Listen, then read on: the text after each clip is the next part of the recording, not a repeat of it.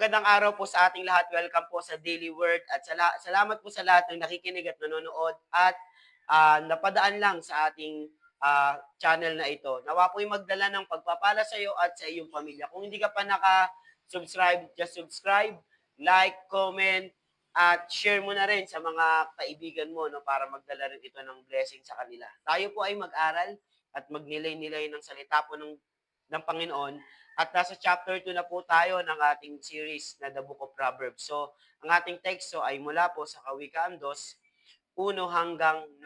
Babasahin po natin sa wikang Tagalog. Sabi doon, aking anak, ang mga pangaral ko ay dinggin mo, at ang aking mga utos, ingatan nga at sundin mo. Ang pakinig mo ay ibaling sa wastong karunungan, at ito ay isipin ng iyong maunawaan.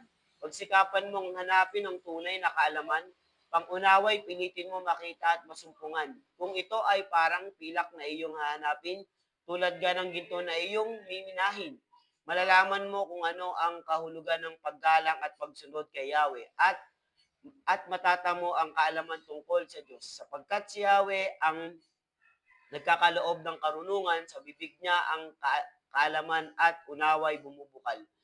Bibigyan niya ng unawa ang matuwid, ang pamumuhay, at ang taong matapat ay ang kanyang iingatan. Binabantayan niya ang daan ng karunungan at lakad ng lingkod niya ay kanyang sinusubaybayan. Kaya nga iyong maunawaan ang katuwiran at karunungan at iyong susundan ang landas ng kabutihan. So, babasahin ko po sa wikang Ingles sa NIV translation. Sabi ng, my son, if you accept my words and store up my commands within you, turn your ear to wisdom and applying to your hearts the understanding. Verse 3, indeed, you call out for insight and cry aloud for understanding. If you look for it as for silver, search for it for hidden treasure, then you'll understand the fear of the Lord, then you find knowledge. For the Lord gives wisdom, His mouth comes from understanding. He holds success. No, sabi na, He holds success.